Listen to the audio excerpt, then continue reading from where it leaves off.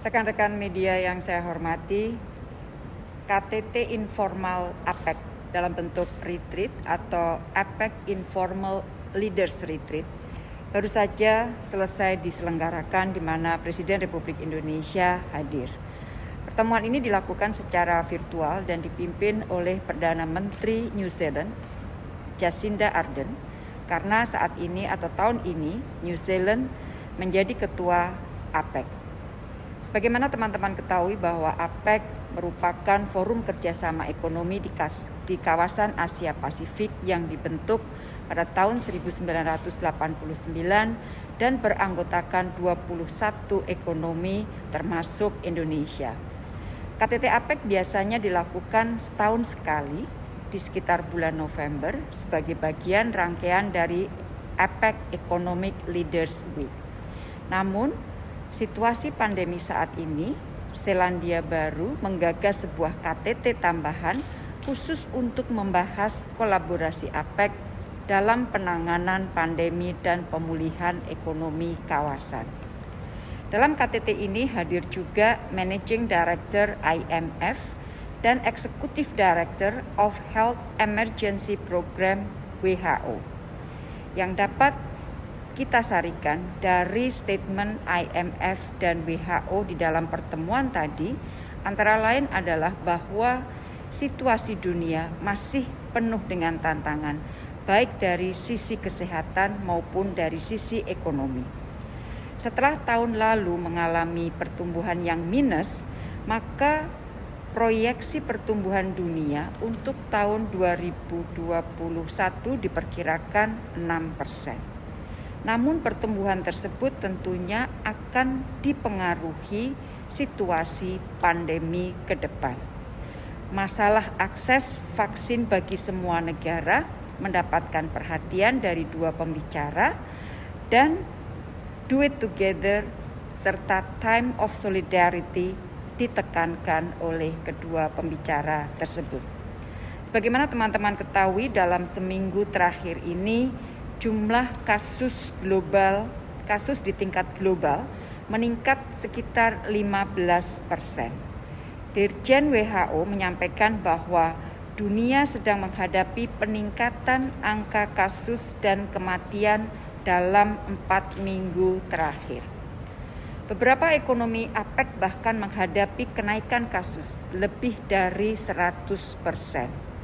Dan APEC sejauh ini telah menyepakati sejumlah komitmen terkait penanganan pandemi dan percepatan pemulihan ekonomi, yaitu deklarasi untuk memfasilitasi pergerakan barang esensial di masa pandemi yang dikeluarkan pada tahun 2020, kemudian pernyataan bersama untuk memfasilitasi sektor jasa yang mendukung pergerakan barang esensial yang dikeluarkan pada tahun ini, dan pernyataan bersama untuk mempercepat WTO Trade Facilitation Agreement untuk mendukung kelancaran rantai pasok vaksin COVID-19 dan barang terkait lainnya yang dikeluarkan pada tahun ini juga.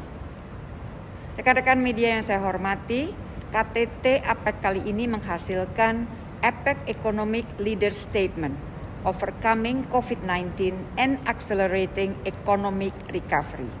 Beberapa hal penting yang terdapat di dalam outcome dokumen tersebut antara lain kerjasama untuk mendorong akses yang berkeadilan dan merata ke vaksin COVID-19, pentingnya pembukaan lapangan kerja baru dan pemulihan ekonomi inklusif, reformasi struktural untuk mendukung adaptasi pekerja dan pelaku bisnis termasuk lewat transformasi digital dan perdagangan investasi serta integrasi ekonomi kawasan untuk mendorong pemulihan ekonomi. Itulah teman-teman hasil dan statement yang disampaikan oleh Presiden Republik Indonesia di dalam pertemuan APEC yang baru saja selesai. Rekan-rekan media yang saya hormati, saya ingin memberikan briefing sedikit mengenai dukungan-dukungan yang diberikan oleh negara-negara sahabat kepada Indonesia.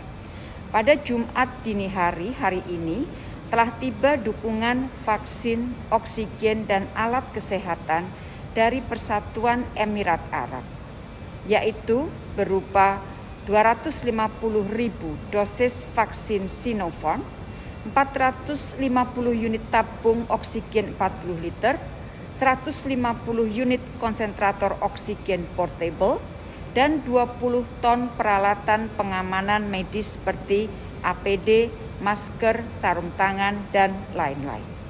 Selain itu teman-teman, pada hari Rabu 14 Juli telah tiba pula dukungan oksigen dari Singapura.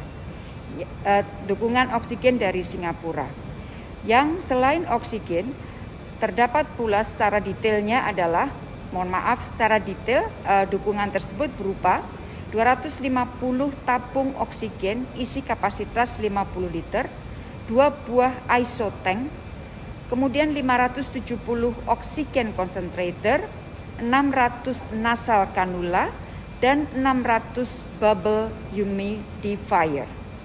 Sebelumnya, Singapura juga telah mengirim dukungan berupa 200 ventilator, 256 tabung oksigen kapasitas 50 liter, serta alat-alat kesehatan yang telah tiba di Indonesia pada tanggal 9 Juli 2021.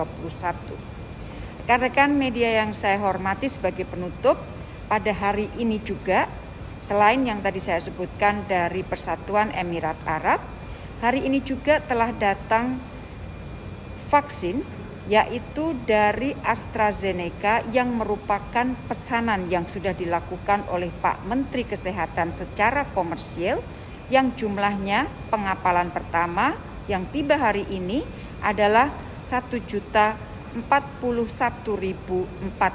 dosis.